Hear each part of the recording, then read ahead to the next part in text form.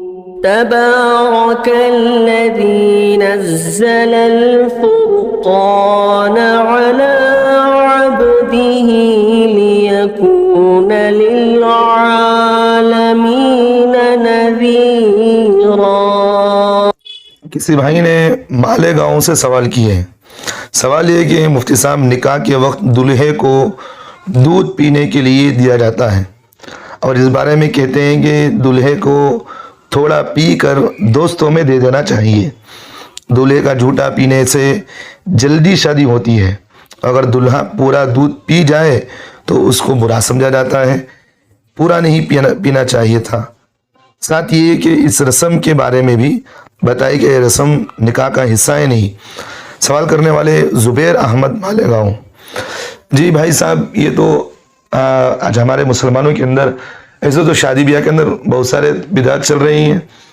میں کچھ دو تین باتیں میں بتا دیتا ہوں، پہلے آپ جواب سمجھ لیں جو سوال مجھے آپ نے کیے ہیں۔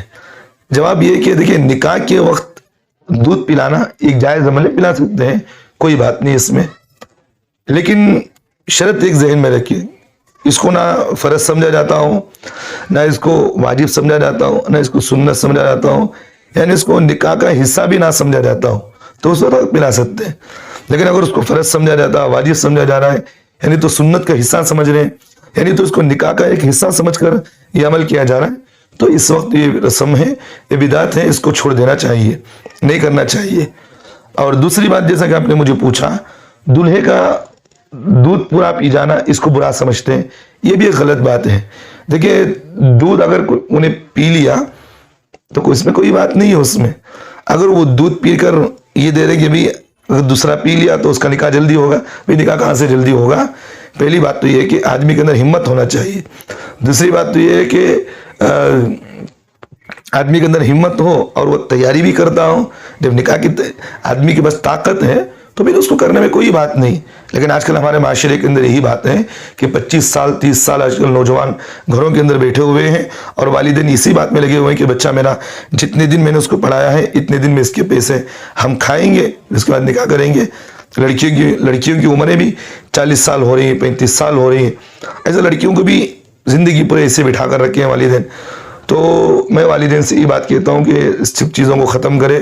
بعض والدین کو بڑے افسوس مندی کی بات میں بڑا افسوس ہوا مجھے دیکھ کر کے، ایک لڑکی ہمارے بنگلور کے اندر ہی میں نے دیکھا، ایک ہفتے کی بات میں کہہ رہا ہوں، وہ کسی کمپنی میں جاب کرتی ہے، وہاں لڑکا بھی اس کے ساتھ رہتا ہے اور وہ لڑکا بھی، میں سفر کر رہا تھا، اسی طرح مجھے ملاقات ہو گئی، لڑکی سے ملاقات ہو گئی، اس نے مجھے کچھ مسئلے کے بارے میں پوچھنا چاہ رہی تھی، تو بعد میں نے اس کو مسئلہ بتایا، پھر وہ لڑکی مجھے بتا رہی تھی کہ یہ جو میرے ساتھ لڑکا ہے یہ غیر مسلم ہندو ہے اور یہ میرے آفس کے اندر کام کرتا ہے، اور اس کے ساتھ اس کے والدین بھی تھے لڑکی کے، مجھے معلوم نہیں تھا کہ اس کے والدین ہیں، بعد میں اس نے مجھے تعارف کروایا یہ میرے والدین بھی ہیں۔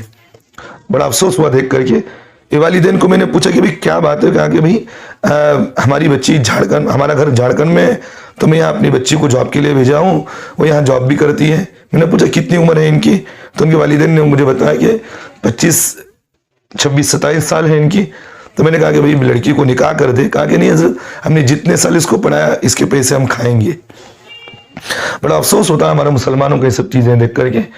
شرمندگی کی بات ہے، ڈوب کر مر جانا چاہیے، چلو پر ڈوب کر مرنا چاہیے ان مسلمانوں کو ہمارے، کہ اپنی بچیوں کو غیر مسلموں کے حوالے کر کے، اور یہ کہا جاتا ہے کہ بھئی یہ سب نارمل چلنا چاہیے، اللہ سے توبہ استغفار کرے، یہ سب چیزیں حرام ہیں اور قرب قیامت کی علامتوں میں سے ہیں، اور یہ سب چیزیں غیر مسلموں کے ساتھ اٹھنا بیٹھنا ہمارے مسلمانوں لڑکیوں کا، یہ اللہ سے توبہ استغفار کرے، ایمان چلا جائے گا اس سے آپ کا۔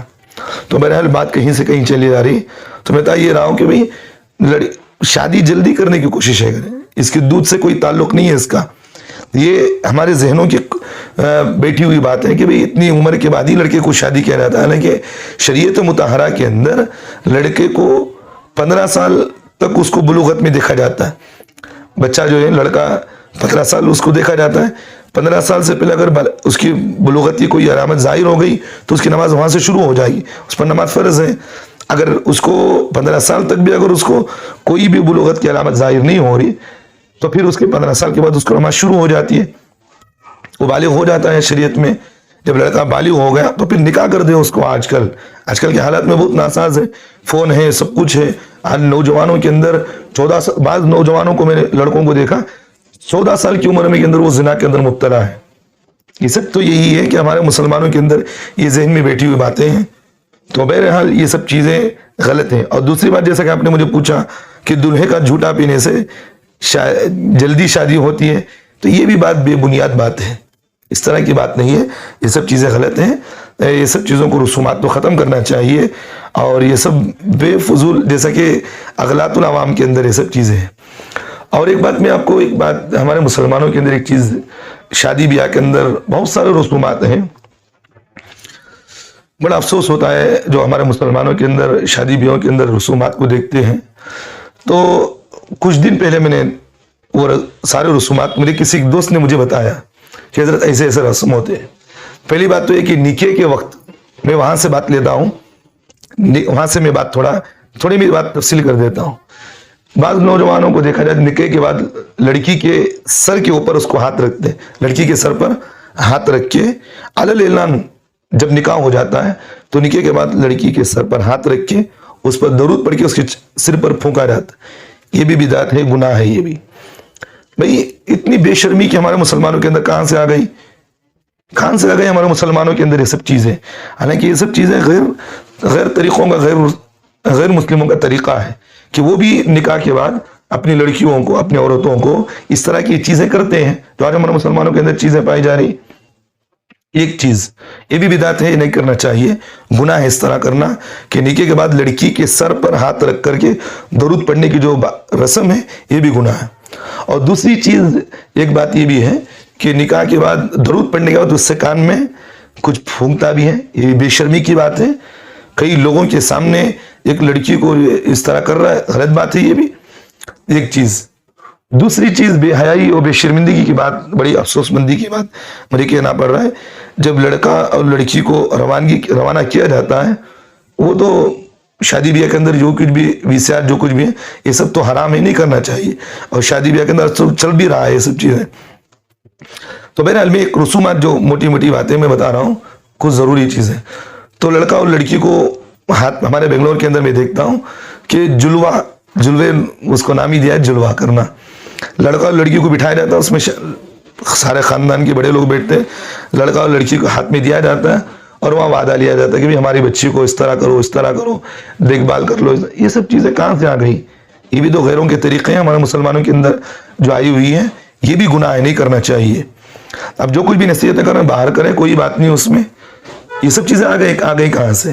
ایک چیز. اور دوسری چیز، لڑکی کو جب روانہ کیا جا رہا ہے تو آج کل ہمارے مسلمانوں کے اندر یہ بھی چیز دیکھا جا رہا ہے، دعا کیا جا رہا ہے. پھر دعا کرنا اچھی بات ہے، اگر آپ اس کو ضروری سمجھ کر نہیں کر رہے ہیں، ایک مستحب کرنا عمل سمجھ کر کرنا چاہے کریے، کوئی بات نہیں. لیکن آج ایک بدعت بن چکی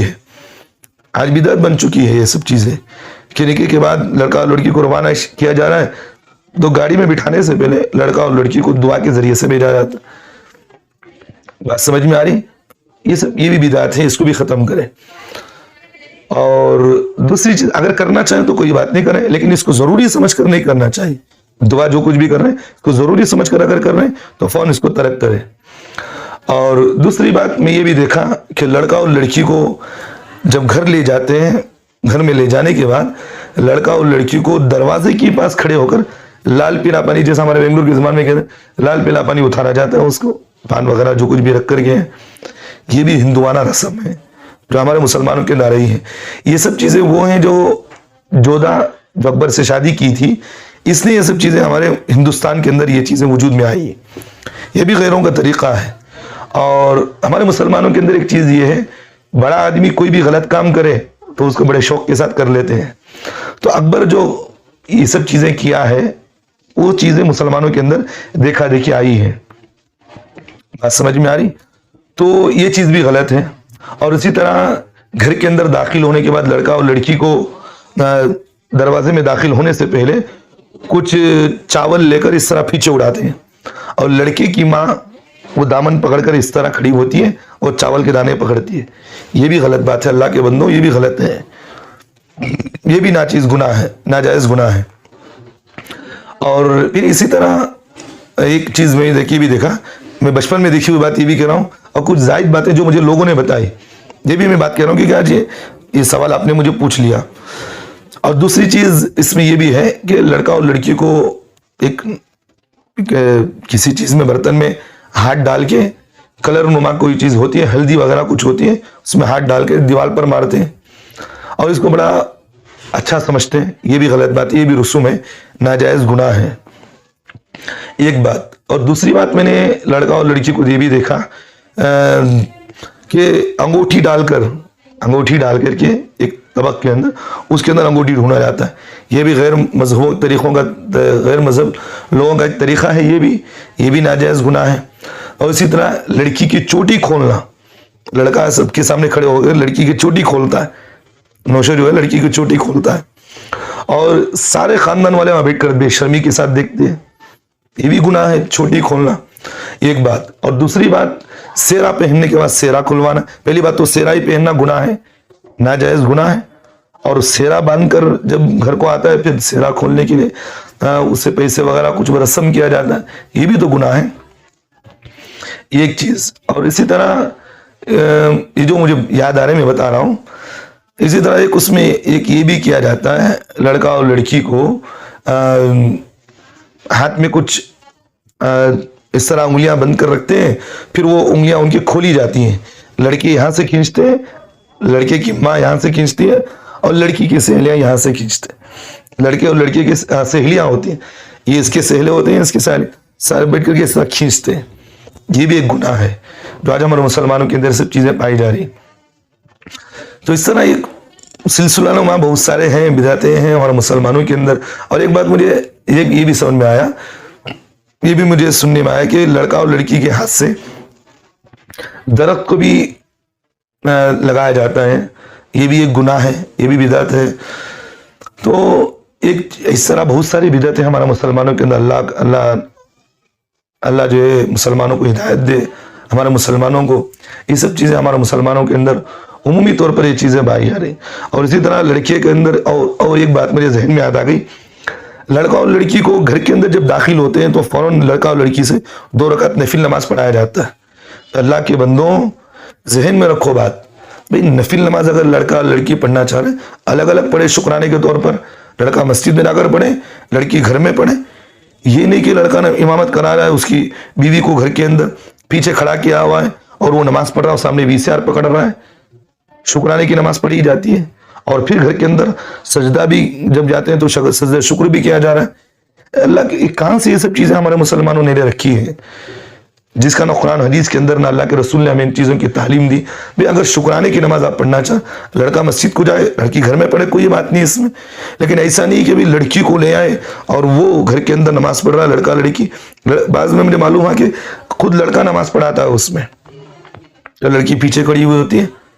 یہ سب چیزیں گناہ ہیں، چھوڑیں یہ سب چیزوں کو، اور یہ سب چیزیں بدعت ہیں، بدعت ہے، یہ سب چیزیں گناہ ہے۔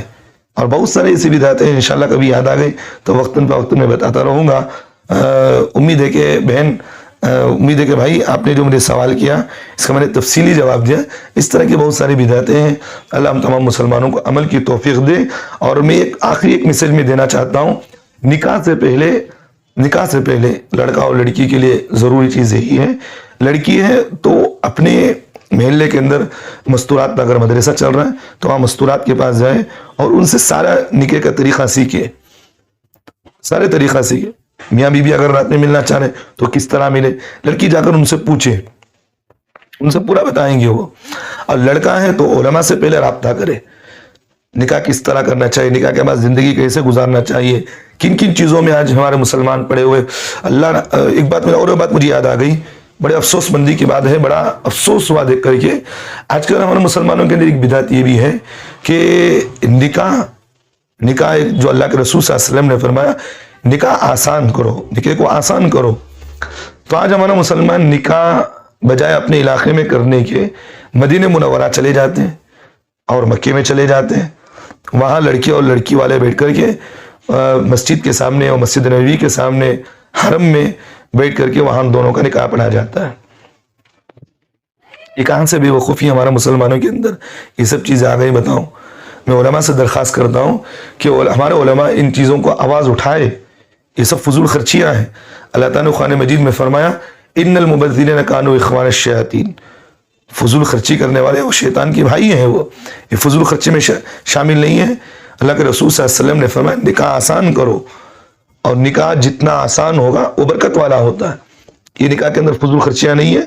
کیا ضرورت آپ کو مدینہ منورہ میں جا کر آپ نکاح کریں گے تو آپ کا نکاح قبول ہوگا؟ کیا ضرورت ہے آپ کو مکہ مکرمہ میں جا کر آپ نکاح کریں گے تو آپ کا نکاح قبول ہوگا؟ یہ سب چیزیں بدعتیں ہیں جو ہمارے مسلمان شروع کیے, اور یہی چیزوں کو دیکھ کر ہمارے مسلمان لڑکیاں آج نوجوان, کیونکہ انسان ہے خواہشات پیدا ہوتے ہیں, کیونکہ یہ سب وہ لوگ ہیں جو ان کے پاس اللہ نے پیسہ دے رکھا ہے. وہ یہ سمجھتے ہیں کہ ہم جا کر مدینہ منورہ میں کریں گے تو اس میں فضائل اور زیادہ ہوں گے. فضیلت کی کوئی بات نہیں ہے, اس میں کوئی فضیلت نہیں ہے. اس میں آپ ذہن میں رکھیں اللہ کے رسول صلی اللہ علیہ وسلم کے زمانے میں کئی صحابہ نے نکاح کیا. اللہ کے رسول کو اس کی اطلاع نہیں ہوئی. ایک صحابی اللہ کے رسول صلی اللہ علیہ وسلم کے پاس آئے, وہ بیٹھے ہوئے تھے, کپڑے پر ان پر کلر لگا, زعفرانی کلر لگا ہوا تھا. سرکار دو عالم صلی اللہ علیہ وسلم نے پوچھا کیا تمہارا نکاح ہو گیا؟ کہا کہ نبی جی کل ہی نکاح ہوا. اللہ کے رسول کو اطلاع نہیں ہوئی. کیا کوئی گناہ کر دیا انہوں نے؟ اللہ کے رسول صلی اللہ علیہ وسلم نے ان کو مبارکباد ہی دی. کہا کہ اچھی بات ہے, بہت اچھی بات ہے, نکاح ہو گیا, مبارکباد دے رہا ہوں. تو اگر یہ غلط ہوتا تو اللہ کے رسول فوراً ٹوک دیتے.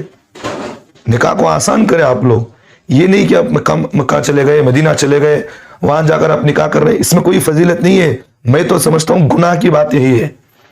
گناہ ہے اس طرح کرنا آپ کا, کیونکہ سرکار دو عالم صلی اللہ علیہ وسلم کی صریح حدیث ہے کہ نکاح کو آسان کرو, نکاح کو آسان کرو, نکاح کو آسان کرو. اب نکاح کو آسان کا مطلب یہ نہیں کہ بھی آپ کے پاس اللہ نے پیسہ دے رکھا آپ وہاں چلے گئے. یہ تو فضول خرچی ہے آپ کی.